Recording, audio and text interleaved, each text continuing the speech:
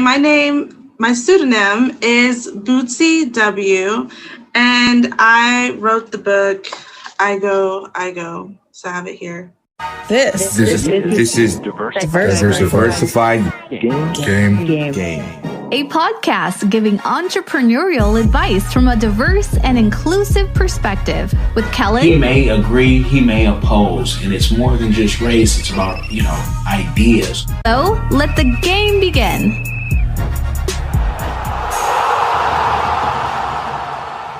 Hey, it's Kellen, and today on Diversified Game, all the way from South Korea, I have the author, Bootsy W, and she's going to tell us about her book that you might have seen the advertisement if you are a follower of the African Diaspora News channel. She's been advertising for over a month there, and we're going to hear about all her progress and what's to come next. Bootsy W, welcome to the show. How are you doing?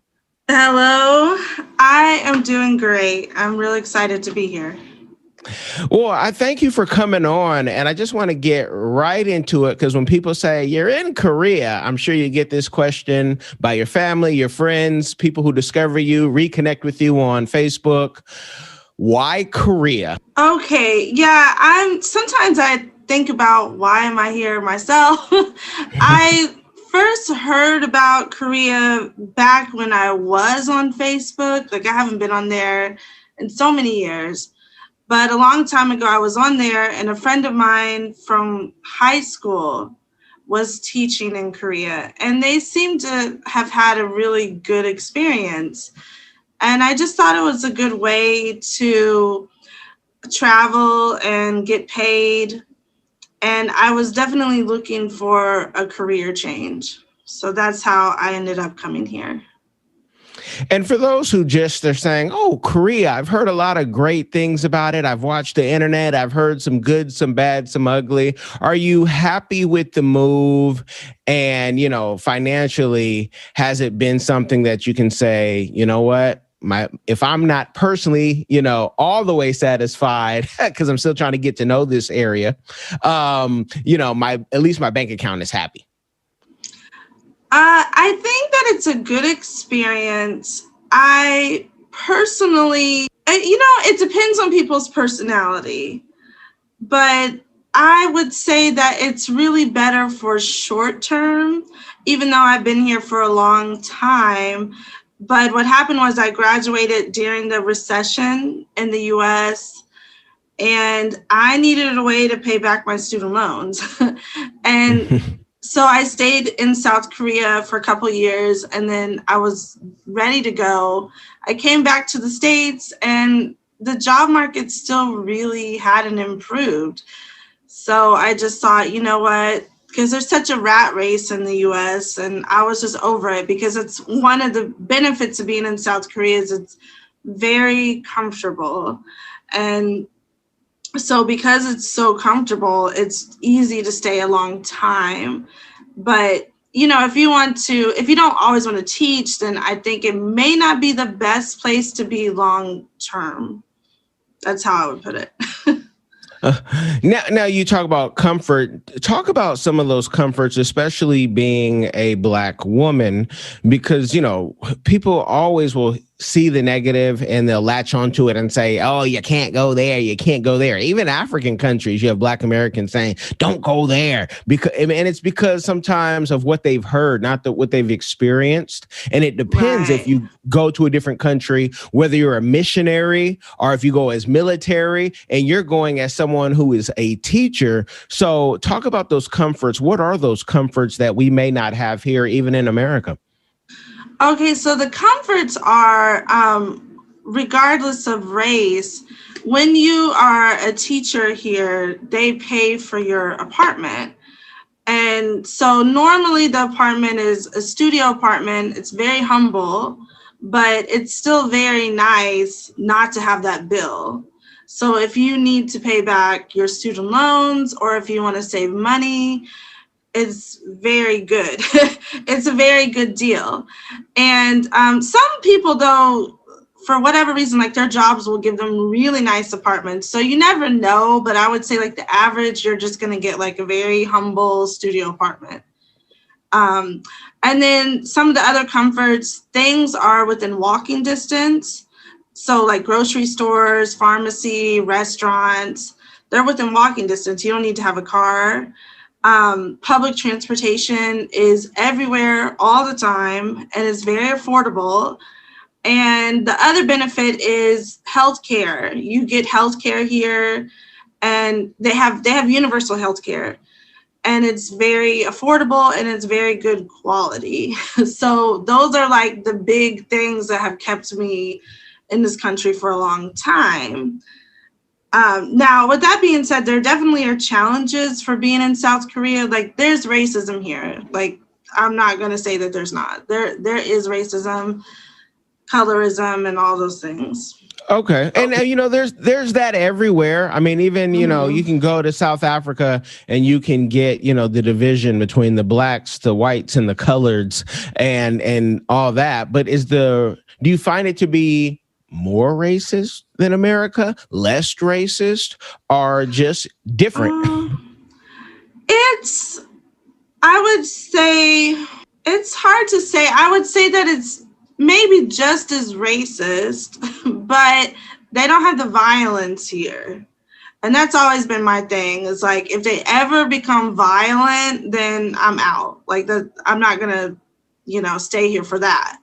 But yeah, I've never heard of police brutality, like in any kind of way, like especially with, in regards to with Black people. But I really haven't heard of it at all. But I'm sure it has happened, but it's just not a thing here. You don't have to worry about someone going on a shooting spree because guns are illegal here. So at nighttime, it's very safe to go for a nice evening walk. You know, I mean, just of course, use discretion, like don't go down some dark alleyway by yourself or something. But, you know, the normal popular areas are very safe to go even at night. And that is something in America. It's, you know, unless you're in a place like New Orleans, it's, you know, you're not going to be going down at 2 a.m. in Oakland, California, or West Palm Beach. It's just not for what, you know. And when you get out this country, you're like, wait, I'm outside and I'm not even looking at the time. So I'm so happy to hear that. As far as, you know, racism is such a broad thing. Is it subtle? Is it direct? Like, oh, you can't live here. You can't eat here. You're not welcomed in this hotel. Like, what type of racism is there that you've experienced?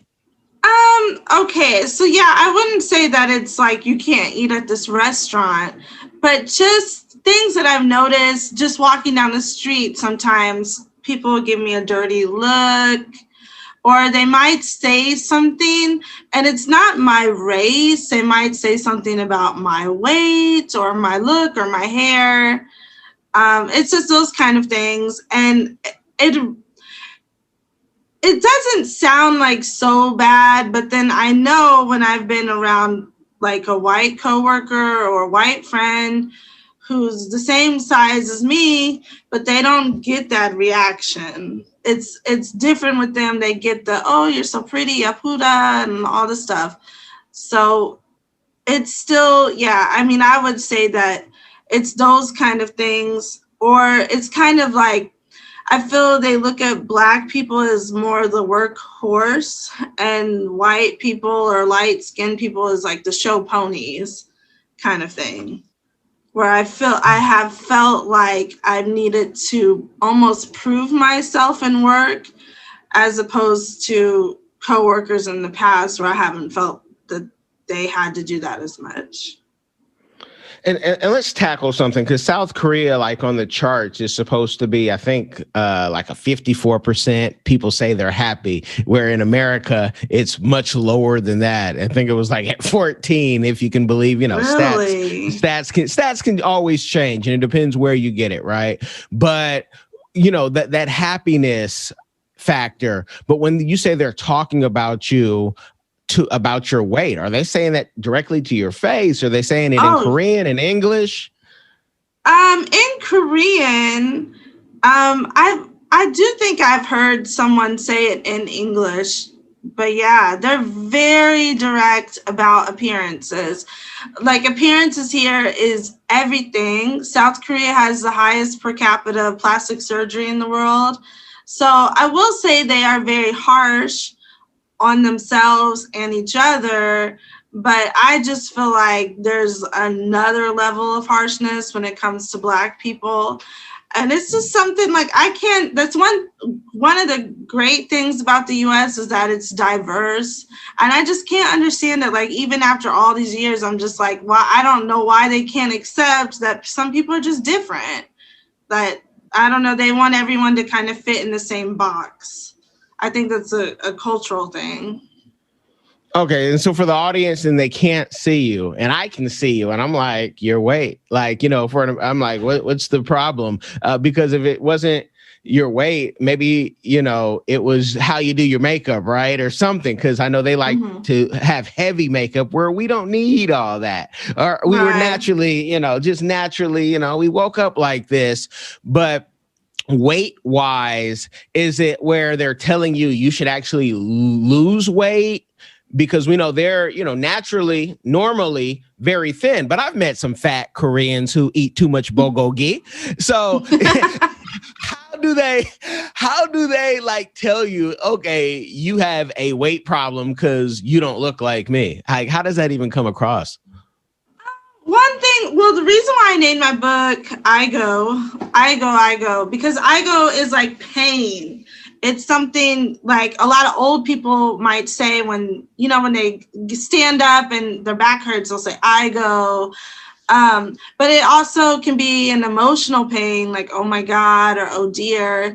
And so I've had people look at me and say, Aigo. I hear it all the time. That's why I named my book that. And I'm just so offended because I'm like, how can you look at me? And a lot of times people who do that, they don't look special themselves. So it's really, I can't believe the audacity of it. And like I said, like, I remember this was years ago. I had a coworker who was probably bigger than me, but they just doted on her. Oh, your light hair, your light eyes, your da-da-da, just nothing but positive things.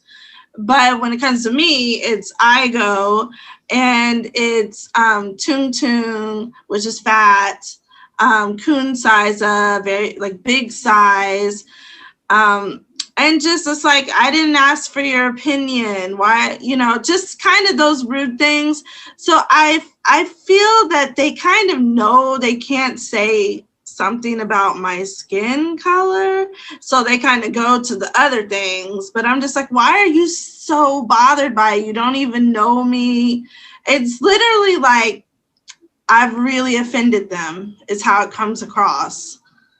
So now you guys, Bootsy W, there's nothing wrong with, I'm thinking like, did the Manosphere come to South Korea and start, pushing their high value ways when you're talking about this stuff? But you look like a, regular woman in America. Like, I don't see anything. And if let's say you were, 110 pounds, you still, as a Black woman, are going to have more following you than them behind you, body wise. So they're going to have a problem. Even if you were 100 pounds, there's going to be a curve that in curves that you have that they don't have. So that sounds like a little bit of haterade. So, because everyone's body structure is different. I sit at 200 pounds and try not to go over that, but people say, you can't be 200 pounds. I'm like, yeah, it's just solid muscle. This is what happens, And I've seen women who are 200 or and above pounds who are bodybuilding type who are still feminine. So I just kind of like to jump on that because everyone's not the same. And what is weight? First of all, it's none of your business unless you are, unless you are, they're your doctor and saying this is unhealthy, or they're a spouse saying, hey, I want you to be around. But again, from what I can tell, I don't see any issue the same way I don't see an issue for myself. But I like my size. I like being able to, you look fit to me. Thank you. And so do you. Thank you. I mean, I do need to lose some weight, but I just feel like that's my prerogative. They don't need, I didn't ask for their opinion. They're not my doctor.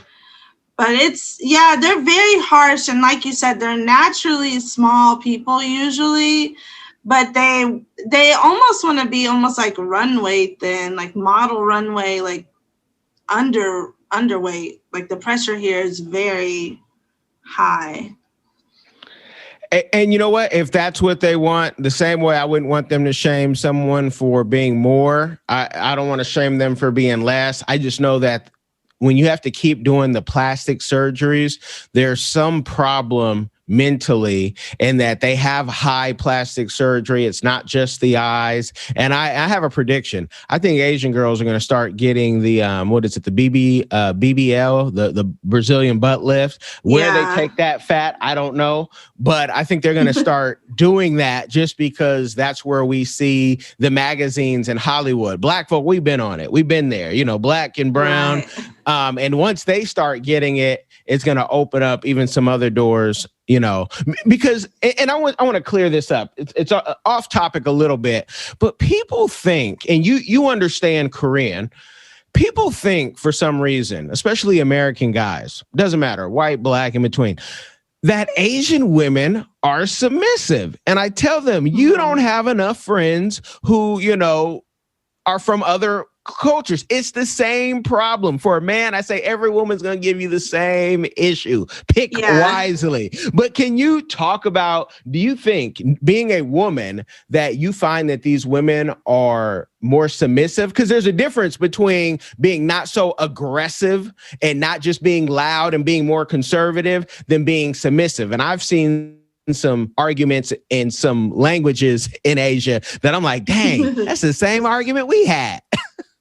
Yeah, I don't think so. I honestly think that stereotype comes from just their physical appearance, because maybe they're so petite, it just seems, less, it's like disarming and less threatening, versus a black woman, we might, we tend to get the stereotype of being masculine and aggressive just because maybe our stature and, of course, racism. But I think it's the very opposite for Asians, that they really use their stature and physical appearance to disarm a lot of people, the women and the men.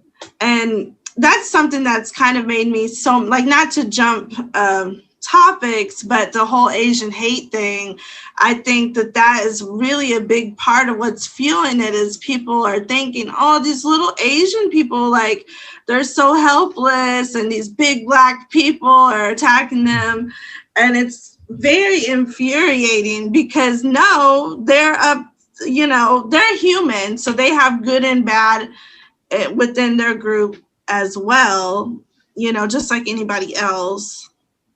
But as far as the women, no, like, I do think that they do kind of play their cards, though, that they, how is that saying, like, the woman is like the neck, and if the man is the head, like, he can't turn without the neck, or however that goes.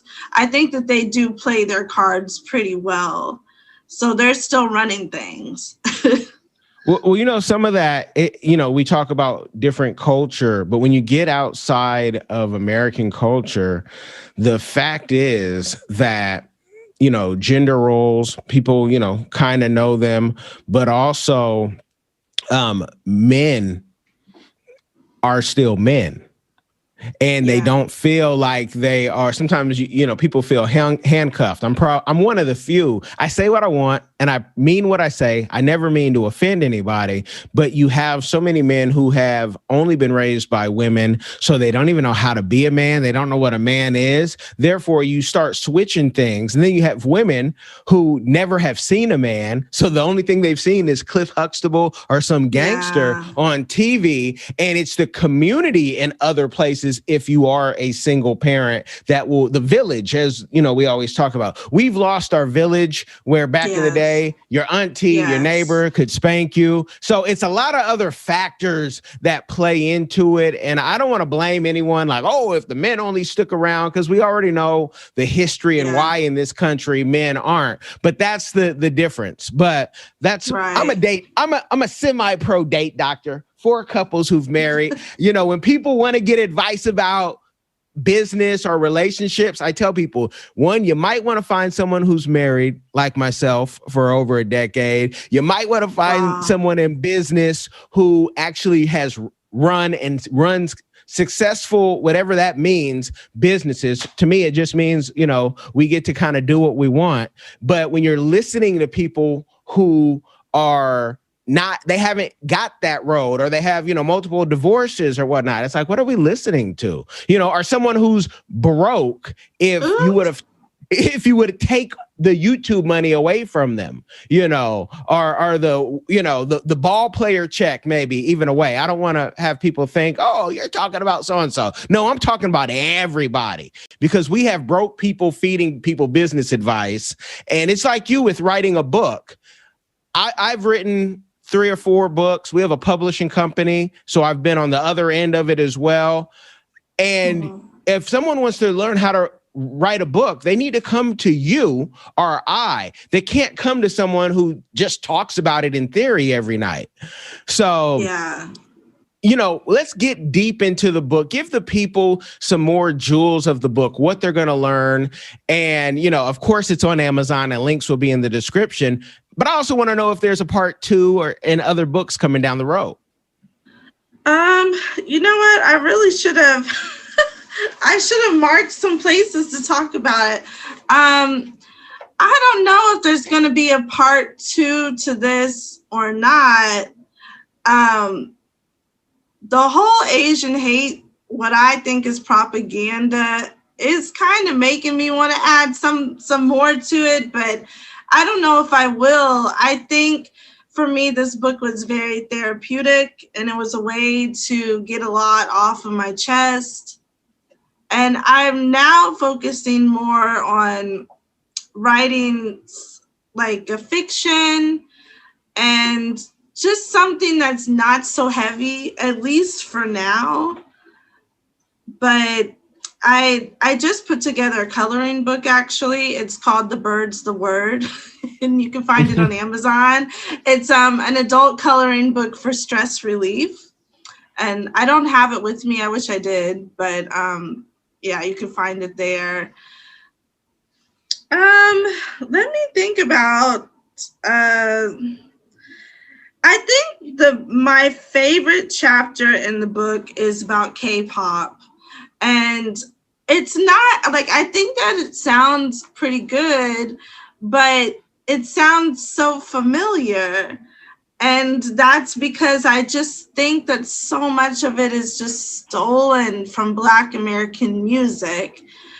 And I just have such a problem with it. I really actually feel kind of heartbroken, because Black Americans, we've gone through this already with white Americans copying our music and getting like all the fame and notoriety. And to see it happening again, and it's so huge. It's so huge. Like, one of the popular boy bands here is like the Beatles. They're literally like the Beatles. They have huge followings. And it's just so strange to me, because I'm like, why is everyone acting like this is new music or a new sound or even really good? And it's really not. It's very auto-tuned, and it's just like the videos are flashy. I mean, I guess they're really made to capture children's attention is what I think it is. But I'm just really sick of seeing people who, as a collective, don't like Black people, but then they'll steal our culture and make so much money and get so famous. And then all of these other groups of people, they participate in that. They want their Black culture from non-Black people. And I think for me, that's my favorite chapter in this book, is where I write about K-pop. Well, let's get into K-pop because I am a fan of K-pop because I know that there's many Black producers behind them who go over to Korea to make their bag when America doesn't treat them nice or fair, and they don't want to play the game. And I understand exactly what you're saying, but I look at it too like this: Black Americans, especially, we create what pop culture is for, all of our lifetimes and even our grandmother's lifetimes. Like before that, maybe Shakespeare was doing his thing, but even he wrote about Black people, right? When rock and roll was going on and Little Richard was creating music, and then it had to be redone by whiteface because that's where white people were at. Unfortunately, Little Richard only got the half of the penny for, most of his career he talked about. And that's what I see K-pop is. They're trying to sell it, Black music, Black entertainment, to people who don't even know who we are because we're really not there in the masses. That's why people can look at you and be like, oh, like, who is that? Right. And I get it. But if we give our stuff away, if we give it away, rather than sell it, because my services are for sale worldwide, globally. I'll go anywhere, right?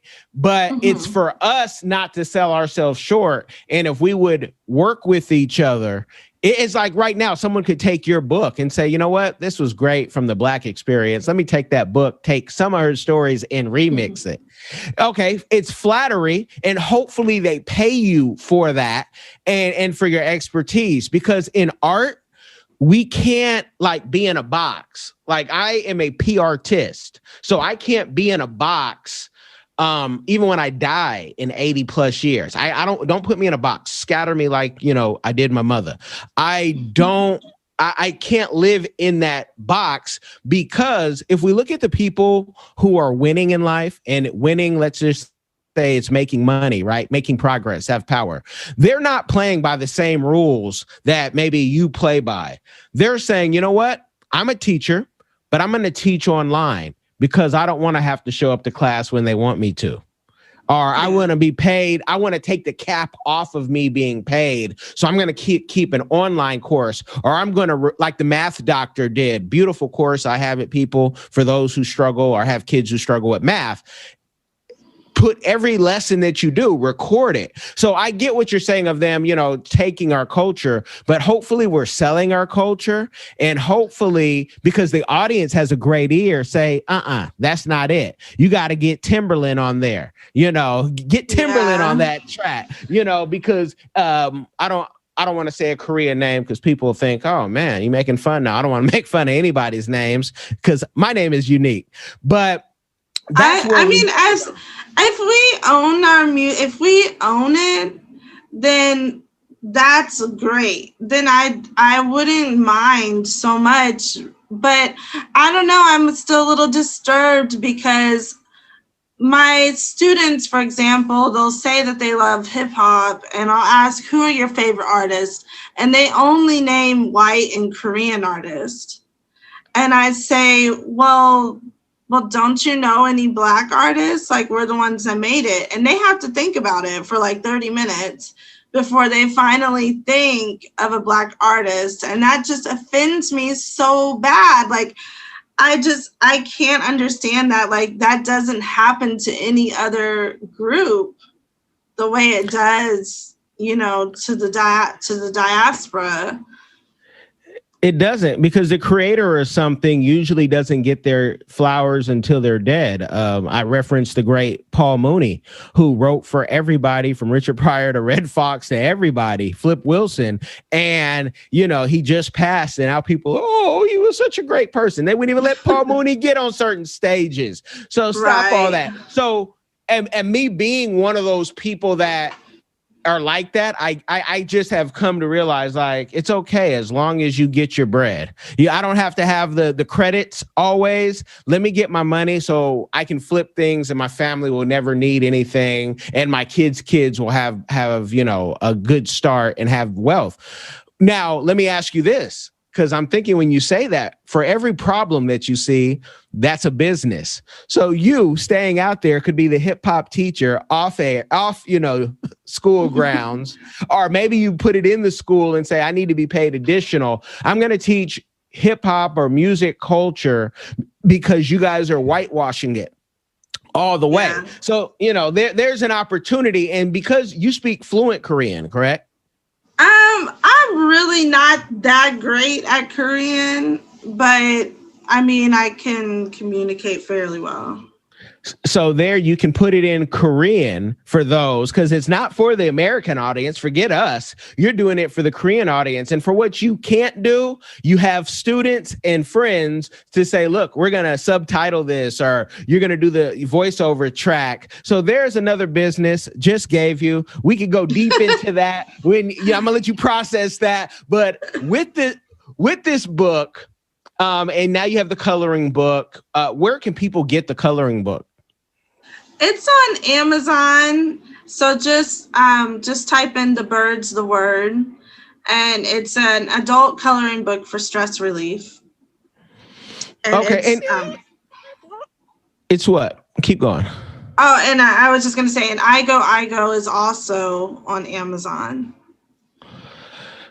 Now, adult stress relief, do you suffer from any stress, anxiety that you said, look, especially during COVID, that I just need to get this, off my chest and need to find a way to vent? Like, why the adult stress coloring book?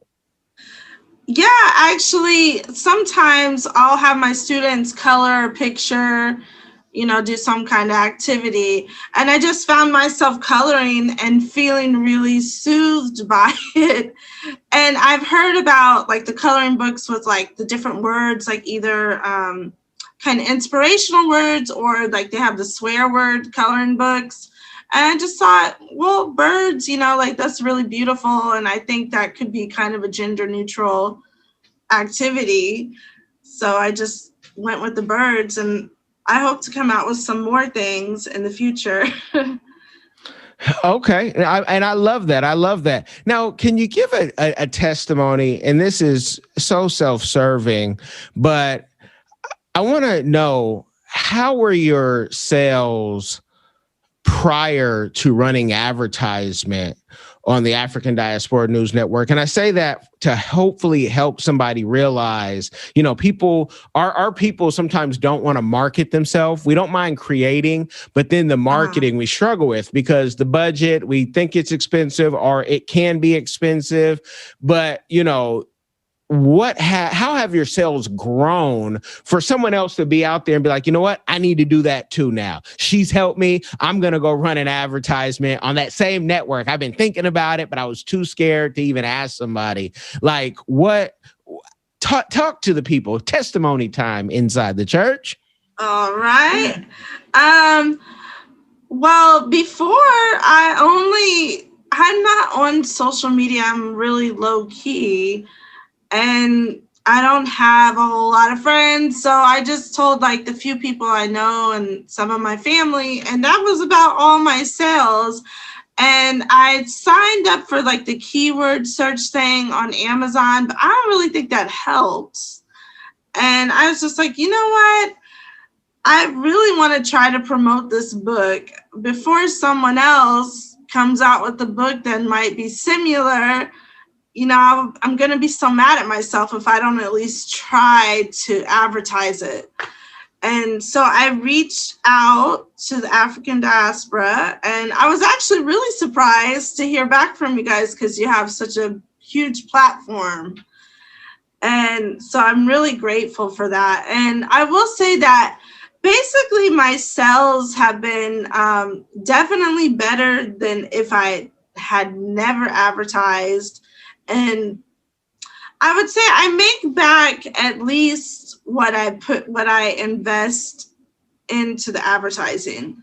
That was kind of my main concern, is that I don't have a whole lot of money. So I didn't want to spend a lot and then maybe not even sell that many books and like have a deficit.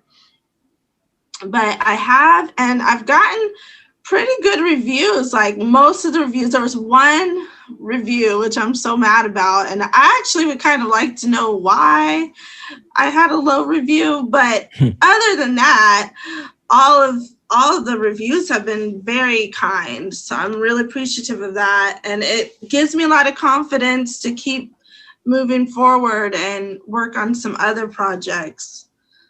But so I would say yes, like advertising is definitely great because, you know, you just need, we don't know everybody, you know, most of us. I mean, unless you have like a huge following on Instagram or something like that, this is a good way to go. And doing it on a YouTube channel is really great because that's the new TV.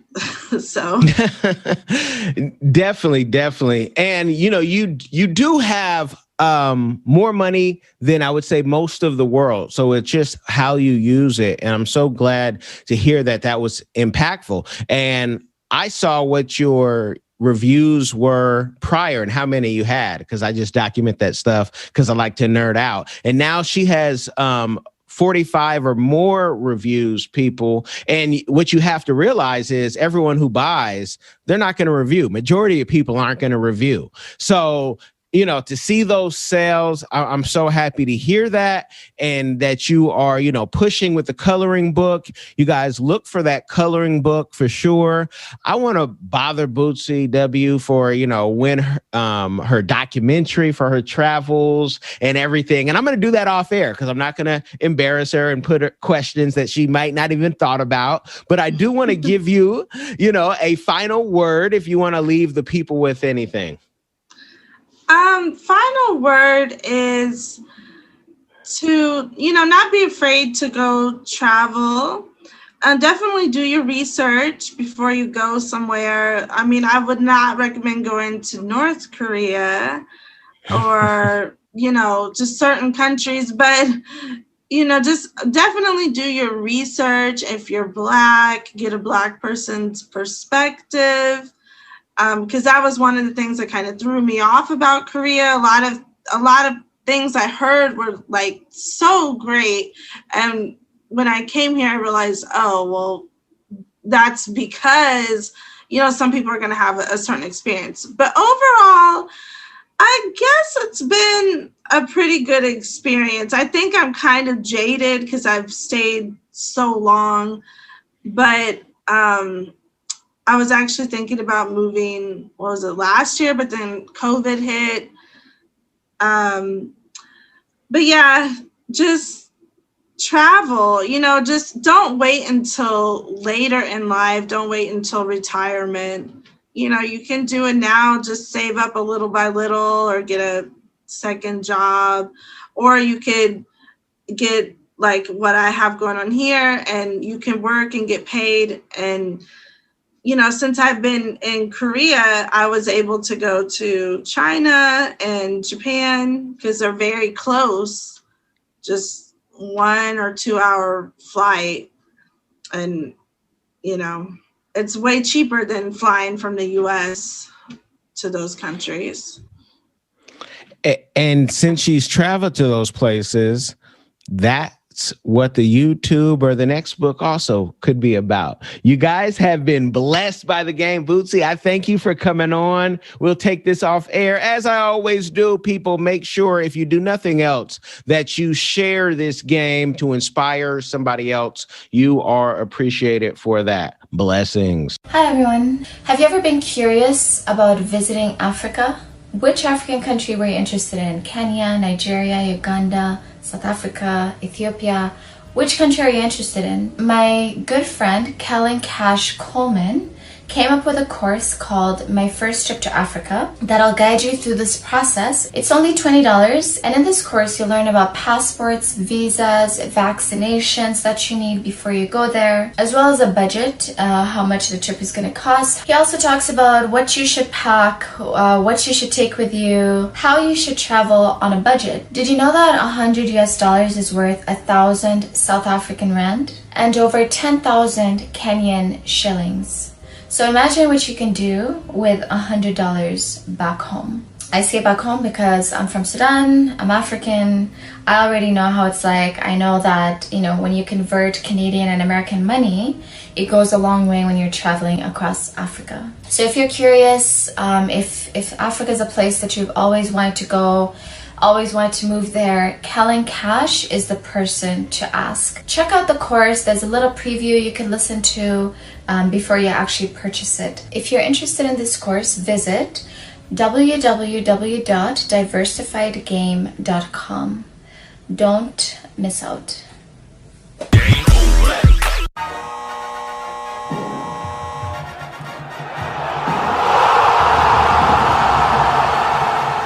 Thanks for getting in the game and listening to the Diversified Game Podcast with Kellen, the #1 show pairing entrepreneurship with diverse and inclusive perspectives like wine and cheese, bagel and lox, fish and grits. Be sure to visit diversifiedgame.com for all the good stuff. Join in the conversation and discover more content.